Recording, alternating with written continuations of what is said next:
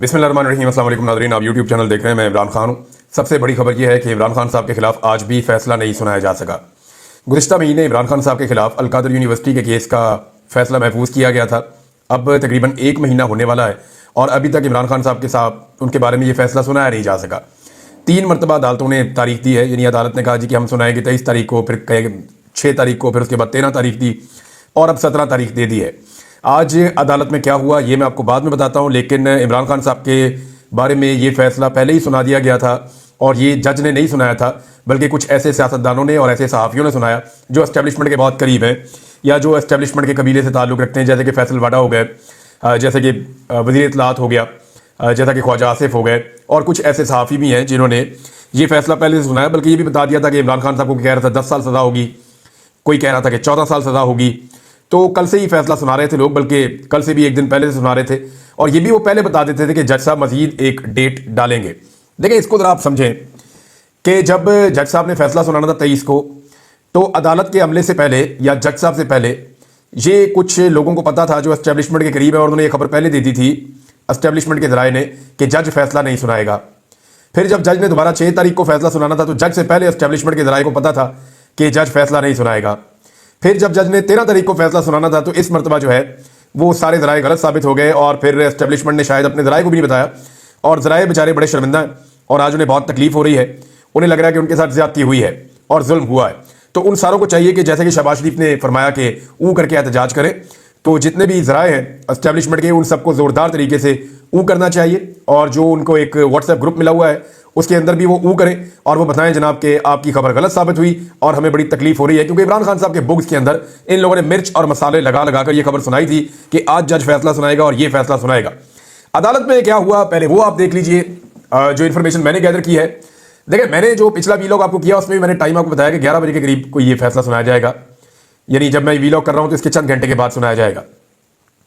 तो ये खबर तो सबके पास थी कि फैसला 11 बजे के करीब आएगा। तो जब एक केस का फैसला 11 बजे आएगा तो लोग 10:30 बजे पहुंचना शुरू करेंगे। कोई 10 बजे पहुंचेगा, कोई 10:30 बजे पहुंचेगा, कोई 11:15 बजे पहुंचेगा।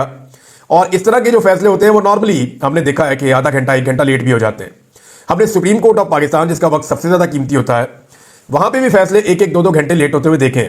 मैं अपने अदालत के अंदर कोई 30 के करीब मुकदमात लड़ चुका हूँ गुज़िश्ता 3 साल में, तो मेरे अपने मुकदमात में भी बड़ा ताखीर होती रही है, बड़ा लेट फैसला आता रहा है। बल्कि एक तो फैसला मेरा ऐसा था कि जज साहब रख के बैठ गए थे महफूज करके, वो फैसला आ ही नहीं रहा था जब तक कि मुझे दूसरे केस में गिरफ्तार नहीं कर लिया गया। तो ये होता है, अदालत के अंदर ताखीर हो जाती है। लेकिन यहाँ पे जज साहब पहुंचे सुबह 8:30 बजे। कुछ लोग कहते हैं 8 बजे पहुंचे, लेकिन जज साहब के बकौल वो सुबह 8:30 बजे पहुंचे। अगर फैसला 11 बजे था तो वो इतनी सुबह क्या लेने आए? दूसरा, इस बुनियाद के ऊपर जज साहब उठ के चले गए 11 बजे से पहले ही, यानी फैसला सुनाने के वक्त से पहले जज ये फैसला सुनाकर चले गए कि ये फैसला मैं नहीं सुना रहा, मैं फिर एक और डेट दे रहा हूं, अगली डेट पे मैं ये फैसला सुनाऊंगा। तो अदालत का तो जनाब मजाक बन गया ना। अब पहली मरतबा तारीख में ये हो रहा है कि जो फैसला सुनाने वाले हैं वो आगे आगे भाग रहे हैं और जिसके खिलाफ फैसला आ रहा है वो पीछे पीछे भाग रहा है, और वो ये कह रहा है सुनाओ फैसला मेरे खिलाफ। इससे पहले भी तुमने सुनाए हैं, कालक अपने मुंह पे मली है और कालक अपने मुंह पे मलो, सुनाओ फैसला मेरे खिलाफ। इमरान खान की बहनों ने जैसे चैलेंज किया, मैं आपको भी पढ़ के सुना देता हूं। लेकिन जज साहब सुबह सुबह पहुंचे और पहुंचने के बाद जनाब उन्होंने बकौल उनके इमरान खान साहब को बुलाया। इमरान खान साहब नहीं आए, हालांकि 11 बजे फैसले का टाइम था, तो उन्हें 11 साढ़े 11 बजे तक इंतजार करना चाहिए था। अगर इमरान खान साहब मुकर्ररा वक्त पर ना आते जो बताया गया था तो सिचुएशन कुछ और होती है। और वैसे भी इमरान खान की गैर मौजूदगी में फैसला सुनाने से क्या प्रॉब्लम है? फैसला गैर मौजूदगी में सुनाया जा सकता है। मैंने कई लोगों से पूछा, उन्होंने कहा बिल्कुल कोई मसला नहीं है, इमरान खान साहब जेल के अंदर कैद है, बंद है, उनके खिलाफ फैसला सुनाना कौन सा प्रॉब्लम है, सुनाया जा सकता था। क्योंकि बुशरा बीबी भी पेश नहीं हुई।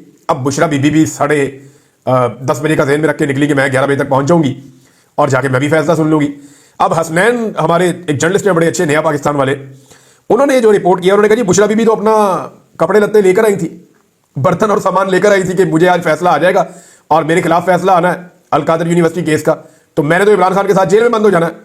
लिहाजा वो अपना साजो सामान लेकर पहुंची थी कि मुझे जेल में बंद कर दिया जाएगा। लेकिन जब वो पहुंची तो उन्हें पता है कि जज ही निकल लिए, जज चले गए, तो फिर वो बाहर से ही वापस चली गई। तो पाकिस्तान तहरीक इंसाफ के जो वहां पे लीडर्स थे वो भी, और इमरान खान साहब की जो फैमिली है वो भी, और जो वकला है वो सारे हमें हक्का बक्का नजर आए, परेशान नजर आए कि ये हुआ क्या है। यानी पहली मरतबा हो रहा है और ये तारीख का हिस्सा बन गया है कि इमरान खान की बहनें चैलेंज कर रही है कि हिम्मत है तो फैसला सुनाओ, इमरान खान के खिलाफ फैसला सुनाओ। मैं आपको उनका स्टेटमेंट पढ़ के देता हूं। बानी पीटीआई इमरान खान की बहन अलीमा खान ने कहा कि बानी नहीं बल्कि हुकूमत दबाव में है, अगर इनमें हिम्मत है तो 17 तारीख को सजा सुना दे। इमरान खान और बुशरा बीबी के खिलाफ अलकादर ट्रस्ट फैसला मौखर होने के बाद अडियाला जेल के बाहर उन्होंने गुफ्तगू की। अलीमा खान ने कहा कि डील का लफ्ज सुनकर तंग आ गए हैं। जो वक्त हमें दिया गया था हम वक्त पर पहुंच गए। ये हुकूमत बहुत ज्यादा दबाव में है क्योंकि दुनिया और पूरा पाकिस्तान सब देख रहा है। इमरान खान चाहते हैं कि केस का फैसला जल्दी हो ताकि दुनिया को पता चले। अलीमा खान ने कहा कि इमरान खान फैसला मौखर होने पर बिल्कुल खुश नहीं होंगे। इमरान खान तो खुद चाहते हैं कि अलकादर का फैसला जल्द हो जाए ताकि वो इसको हाईकोर्ट लेकर जाएं। इस वक्त इमरान खान नहीं बल्कि हुकूमत दबाव में है। आज भी फैसला सुनाने की जहमत नहीं की गई। अगर इनमें हिम्मत है तो इमरान खान को 17 तारीख को सजा सुना दें। अलीमा खान ने मजीद कहा कि इमरान खान ने 2 मुतालबात किए थे। एक तो उन्होंने 9 मई और 26 नवंबर की जुडिशल तहकीकात का मुतालबा किया था और दूसरा इमरान खान साहब ने कहा जो बेगुनाह कैदी हैं उनको छोड़ा जाए, जो अंडर ट्रायल है उनको आज़ाद किया जाए, सियासी कैदियों को। उन्होंने कहा जब 17 तारीख का भी इंतजार कर देते हैं कि क्या फैसला सुनाते हैं। ये जनाब उनका मौक़िफ़ है। जबकि बैरिस्टर गौहर जो चेयरमैन पाकिस्तान तहरीक इंसाफ है वो ये कहते हैं जज साहब ने अपनी मर्जी से फैसला मौखर किया, ये किसी डील का नतीजा नहीं है। और सलमान अकरम राजा ने कहा कि डील का तासुर गलत है, अलकादर केस का हुकूमत के साथ मुज़ाकरात से कोई ताल्लुक नहीं है। और बैरिस्टर गौहर ने मीडिया को बताया कि हम आज अडियाला जेल में इस इंतजार में बैठे थे, लेकिन अदालत के अमले ने बताया कि फैसला 17 जनवरी को सुनाया जाएगा। हमारे साथ ट्रायल कोर्ट का ये रवैया गैर मुनासिब है। 2 तरह की खबरें। वो कह रहे हैं हम तो बैठे हुए थे अदालत के अंदर और अदालती अमले ने कहा 17 तारीख को फैसला सुनाएंगे। अब इनके बयान से ऐसा लगता है कि शायद जज साहब इनके मत्थे ही नहीं लगे। अब जज साहब कहीं बैठे हुए थे और वो इंतजार कर रहे थे इमरान खान साहब का, बकौल उनके या हुकूमती जो तर्जुमान है उनके। लेकिन हुकूमती कैंपों में आग लगी है, वो बहुत परेशान है। उन्हें लगता है कि उनके साथ हाथ हो रहा है।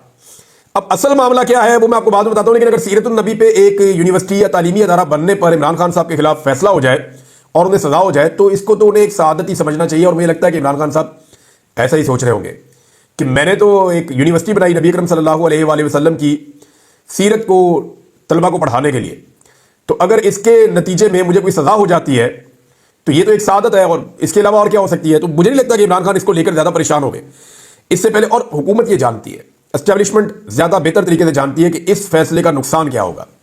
देखिए पाकिस्तान तहरीक इंसाफ की भी तैयारी पूरी है। जब ये फैसला इमरान खान के खिलाफ आएगा तो वो बताएंगे कि यूनिवर्सिटी क्या है, यहाँ का निसाब क्या है, यहाँ पे पढ़ाया क्या जाता है, यहाँ के तलबा के इंटरव्यू क्या है, ये यूनिवर्सिटी अंदर से दिखती कैसी है, हर चीज रिकॉर्ड पे मौजूद है और आने वाले वक्त पे आपको नजर आएगी जब ये फैसला सुनाया जाएगा। तो एस्टेब्लिशमेंट भी ये जानती है। अब आए उस दबाव या उस कहानी की तरफ जो असली बात है।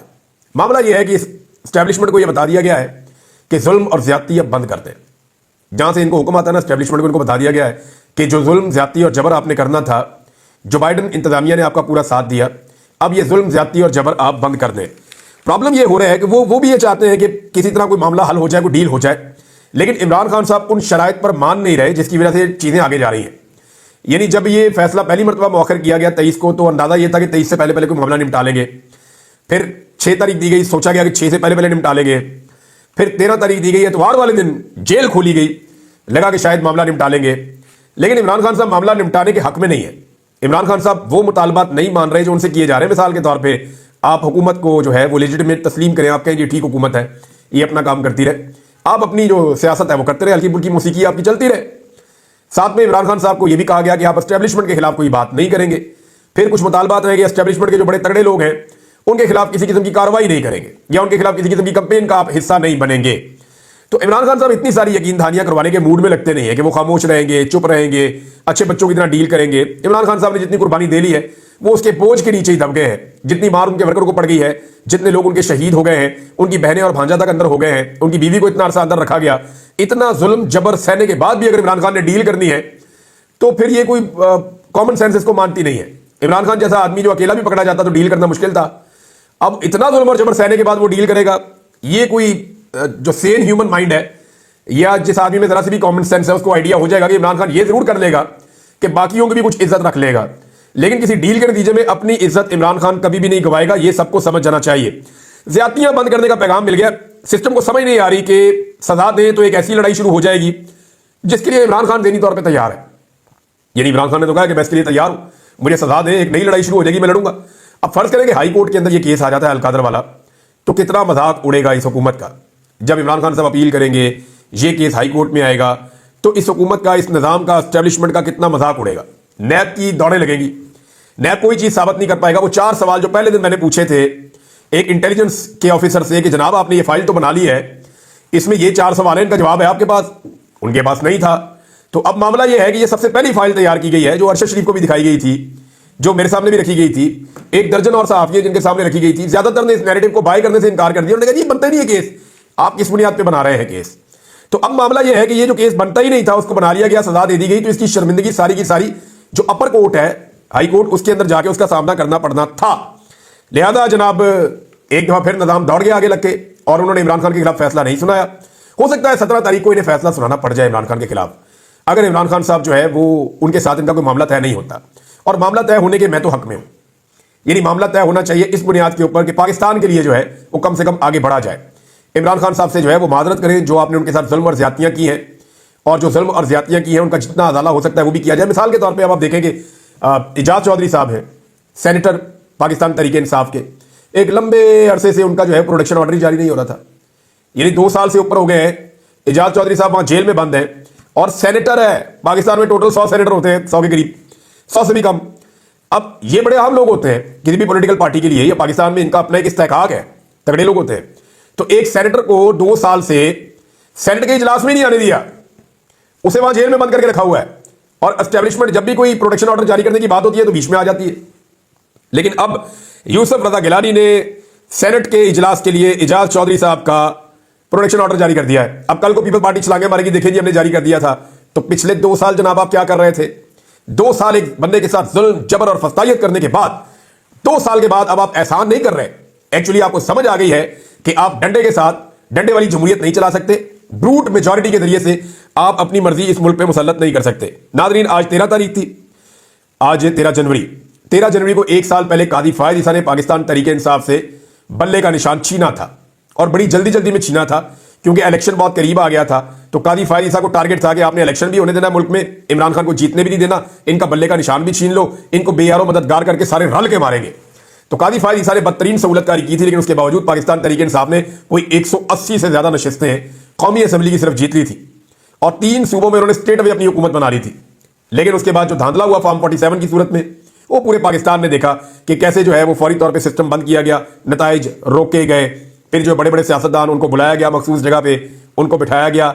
चीफ इलेक्शन कमिश्नर जो है वो बीच में से गायब हो जाता है, निकल जाता है, फिर वो वापस आता है तो नए तरीके के नताइज आना शुरू होते हैं चंद घंटों के बाद, और फिर फॉर्म 47 जाली जारी होना शुरू हो जाते हैं। उन जाली फॉर्म 47 के नतीजे में पूरे के पूरे नताइज बदल जाते हैं, और 17-18 सीटों वाला जो है प्राइम मिनिस्टर ऑफ पाकिस्तान बना दिया जाता है इस मुल्क का। ये उस मुल्क की बदकिस्मती है। तो 13 जनवरी को कादी फायद ईसा साहब ने वो स्या फैसला किया था, जिसके बाद जुल्म, जबर, फस्तायत का एक जबर एक्शन हुआ इस मुल्क में। इलेक्शन नहीं हुआ, जबर एक्शन हुआ इस मुल्क में। और पाकिस्तान की एस्टेब्लिशमेंट और पाकिस्तान की मौजूदा सियासी जमातें जो पीडीएम की हैं, इन्होंने उसके अंदर एक भरपूर गंदा किरदार अदा किया। पाकिस्तान की अदलिया का किरदार भी एक बड़ा अजीब किरदार है, ब्यूरोक्रेट्स का, खासतौर पर आरओज ने बड़ा गंद मारा। लेकिन ये सारे लोग मुजरिम है इस कौम के, और ये लोग, इनको याद रखेगी ये कौम, आने वाली नस्लें भी इनको याद रखेंगी कि इन्होंने पाकिस्तान के कई साल न सिर्फ जाया किए, बल्कि पाकिस्तान की तारीख का बदतरीन और मुतनाज़ तरीन इलेक्शन करवाया। आज वो कायदी फायज ईसा जो चौड़ा होकर अपनी अदालत में बैठ के कहता था कि अगर आप किचन की गर्मी बर्दाश्त नहीं कर सकते तो निकल जाएं, आज जरा सी गर्मी है तो कादी फायज ईसा किसी को दिखाई भी नहीं दे रहा। वो कादी फायज ईसा आज पूरे पाकिस्तान में या पूरी दुनिया के अंदर कहीं पे मुंह दिखाने के लायक नहीं है, जो 1 साल पहले तक जो है वो बहुत चौड़ा होके, बड़ा जनाब अकड़ के सुप्रीम कोर्ट ऑफ पाकिस्तान में बैठ के अपनी मर्जी के फैसले सुनाया करता था। जिस दिन वो रिटायर हुआ उसके अगले दिन से लेकर अब तक पाकिस्तानियों ने उसको उसकी औकात दिखा दी है। तो कादी फायद ईसा की सूरत आपके सामने। नाज़रीन, हुकूमत ने फौरी तौर पे मुज़ाकरात के अगले राउंड की जो है वो डेट जारी कर दी है। जैसे ये फैसला आया कि फैसला नहीं आ रहा, साथ ही हुकूमत एक्टिव हो गई और हुकूमत और पीटीआई के दरमियान मुज़ाकरात में पेशरफ। तीसरा इजलास 15 जनवरी को तलब कर लिया गया है, यानी 2 दिन बाद, परसों ये इजलास है 15 जनवरी को। और पाकिस्तान तरीके इंसाफ की जो एक अपोजिशन की कमेटी है वो बैठेगी, दूसरी जानिब हुकूमत की कमेटी है वो बैठेगी, और इनके बीच में अब चीजें तय होंगी। यहां पे पाकिस्तान तरीके इंसाफ ने एक मरतबा फिर कह दिया है, ये नहीं अगर कोई डील होती तो इमरान खान साहब अपने मुतालबात में लचक दिखाते। इमरान खान साहब ने तो मुतालबात में लचक दिखाई नहीं। यानी अगर कोई डील करना चाह रहा है तो कोई तो मुतालबा इमरान खान का होगा जिसमें लचक मांग रहे होंगे। भाई इमरान खान ने तो 2 मुतालबा किए थे, लचक तो है ही नहीं। वो कहते हैं मेरे बेगुनाह लोगों को छोड़ो, वो लोग जो सियासी कैदी हैं उनको रिहा किया जाए। दूसरा, इमरान खान साहब कहते हैं कि 26 नवंबर और 9 मई के ऊपर जुडिशियल कमीशन बनाया जाए। अपने मुतालबा से तो वो पीछे हटे नहीं है, और वो ये कहते हैं कि तीसरी जो हमारी मीटिंग होगी, ये पाकिस्तान तरीके इंसाफ के लोगों ने बाहर आके क्लियरली बताया कि जो तीसरी मीटिंग होगी, इस तीसरी मीटिंग के बाद चौथी मीटिंग उस सूरत में होगी जब जुडिशियल कमीशन बनाए जाएंगे, वरना फिर हम मुज़ाकरात से पीछे हट जाएंगे। ये उन्होंने बहुत क्लियरली कह दिया है। अब नाज़रीन, मुल्क चल नहीं रहा है इमरान खान के बगैर, बाहर से दबाव आ रहा है, चीज़ें कंट्रोल में नहीं आ रही, और इन सारी चीज़ों को अगर आप इकट्ठा करके देखें तो पाकिस्तान ने हासिल क्या किया इस रजीम चेंज ऑपरेशन के बाद। यानी मिलिट्री एस्टेब्लिशमेंट ने पूरी सपोर्ट की, आर्मी चीफ ने खुद भी सपोर्ट की, लेकिन SIFC की कारकर्दगी के ऊपर ये सईद अहमद साहब का जो आर्टिकल है, इसके अंदर एक रिपोर्ट है, इकोनॉमिस्ट है, वो ये कहते हैं कि एस्टेब्लिशमेंट SIFC के तहत माशी निजाम का फाल चार्ज ले चुकी है। SIFC की कोशिशों के बावजूद माली साल 2024 में इन्वेस्टमेंट रिकॉर्ड कम होकर GDP का 13% रही है, जो 15% की तवील मुद्दती औसत से भी कम है। यानी पाकिस्तान की बड़े लंबे अरसे से कभी GDP का इतना कम % के ऊपर इन्वेस्टमेंट नहीं आया जो अब आया है। हालांकि इस वक्त पाकिस्तान की एस्टेब्लिशमेंट SIFC के ऊपर पूरा जोर लगा रही है। अब वो बता रहे हैं कि पाकिस्तान तरीके इंसाफ के दौर से भी बहुत कम है, और ये उन्होंने आर्टिकल इसके बारे में लिखा हुआ है। इसमें अच्छी और बुरी चीजें शामिल है, लेकिन ये चीज मैंने हाईलाइट की, आपके सामने रखी। किस्मत खान साहब ने इसको ट्वीट भी किया हुआ है, वहां पे भी जाके आप पढ़ सकते हैं। तो मामला जनाब बड़ा क्लियर है कि मुल्क संभल नहीं रहा, इकोनॉमी ठीक नहीं हो रही, महंगाई के हाथों लोग परेशान है, और लोग कोई नैरेटिव बाई नहीं कर रहे। पाकिस्तानी खड़े हुए सारे के सारे इमरान खान के साथ, और एस्टेब्लिशमेंट की जमातें और एस्टेब्लिशमेंट एक साइड पे खड़े हुए बिल्कुल तन्हाई का शिकार है। अच्छा, पहले इनको आलमी सपोर्ट थी तो जरा इनको थोड़ी तन्हाई इनकी कम रहती थी, ये दौरों शोरों पे निकल जाते थे, बाहर इनकी वाहवाकारी हो जाती थी। तो एस्टेब्लिशमेंट की जमातें और आलमी कुव्वतें ये सारे मिलकर पहले एक तरफ खड़े थे, अवाम और इमरान खान बेचारे एक तरफ खड़े थे। अब हुआ यह है कि आलमी दबाव भी शिफ्ट होना शुरू हो गया जो बाइडन के इलेक्शन हारने के बाद से। अब जो बाइडन का हाथ इनके ऊपर से उठा तो इंटरनेशनली भी वो प्रेशर हट गया। तो अब जो तन्हाई का शिकार है वो एस्टेब्लिशमेंट और एस्टेब्लिशमेंट की जमातें हैं, जबकि इमरान खान साहब के साथ जो है वो आर्मी सतह की सपोर्ट भी है और पाकिस्तान के अंदर की सपोर्ट भी है। तो ऐसे आदमी ने फायदा उठाना चाहिए, ना कि अपना मजीद नुकसान करना चाहिए। एक और खबर है नाजरीन, और ये भी इंपॉर्टेंट खबर है, और ये आई है जनाब बरतानिया से। फैजान शेख साहब ने जनाब इसको रिपोर्ट किया है। वो ये कहते हैं कि इमरान खान के साथ होने वाली नाइंसाफियों और पाकिस्तान में जारी बुनियादी इंसानी हकूक की खिलाफवर्जियों के खिलाफ बरतानवी नायब वजीर आजम एंजेला रेनर को संगीन मामला से आगाह कर दिया गया है, और आने वाले पार्लियामेंट्री ब्रीफिंग के लिए मदऊ भी कर दिया गया है, और यह इम्कान है कि वो उस ब्रीफिंग के मौका पर मौजूद रहेंगी। ये नायब वजीर आजम है बरतानिया की।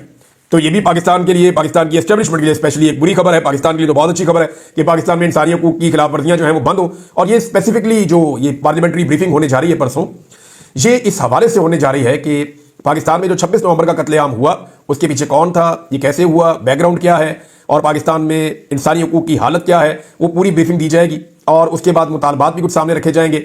और जो स्पेशली एक मुतालबा है वो ये है कि जो लोग इस सारे जुल्म और ज्यादती में मुलव्विस हैं उन लोगों के ऊपर, पाकिस्तान पे नहीं, उन लोगों के ऊपर पाबंदियां लगाई जाए, उनके वीजे कैंसिल किए जाए, उनके ऊपर ट्रैवल पे पाबंदी लगाई जाए, उनके असासे मुंजमद किए जाएं। अब तक इतने, अपना ख्याल रखिएगा, अपने चैनल का भी। अल्लाह हाफ़िज़।